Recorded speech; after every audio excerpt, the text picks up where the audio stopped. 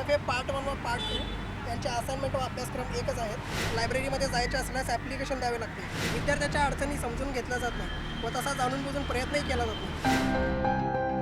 या मागण्या आणि शिक्षकांबद्दलची गाऱ्हाणे लिहिणारं पत्र जे.जे.च्या विद्यार्थ्यांनी कॉलेज प्रशासनाला दिलं, पण त्याची दखल घेण्याऐवजी या विद्यार्थ्यांनाच परीक्षेला बसायला मनाई करण्यात आली.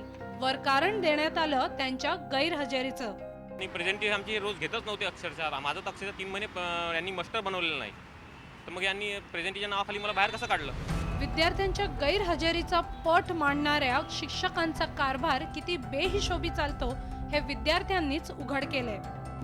तर बंगळुरूहून इथं येऊन ठाण मांडलेली ही सायली नागवेकर आणि तिची आई, तिच्या प्रोजेक्टचं रिअसेसमेंट करायलाच कॉलेजनं नकार दिलाय. तुझा स्टुडिओ क्लिअर आहे, तुझ्या असाइनमेंट चेक करायचं काही गरज नाही असं तिला खोटं सांगून तिची दिशाभूल केली.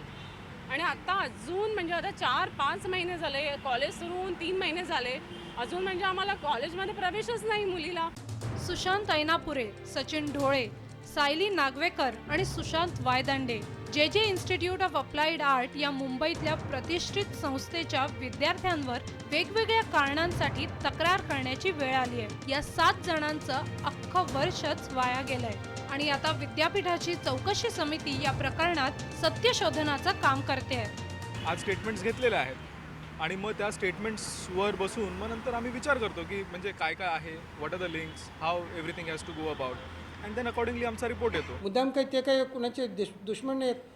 आम्ही इथं जे आहोत, मी म्हणा, आमचे शिक्षक म्हणा, ते शिकवण्यासाठी बसलेले आहेत. विद्यार्थ्यांना काही त्रास देण्यासाठी किंवा त्याला काढून टाकण्यासाठी नाही बसलेले. आता पुढचे 2 महिने चौकशीमध्ये जातील, पण या गोंधळात विद्यार्थ्यांच्या करिअरचं मात्र नुकसान झालंय. त्याची भरपाई कॉलेज किंवा विद्यापीठ देणार का, हा या विद्यार्थ्यांचा प्रश्न आहे. व्हिडिओ जर्नलिस्ट बाळकृष्ण शेट्टीसह प्रियांका देसाई, IBN लोकमत, मुंबई.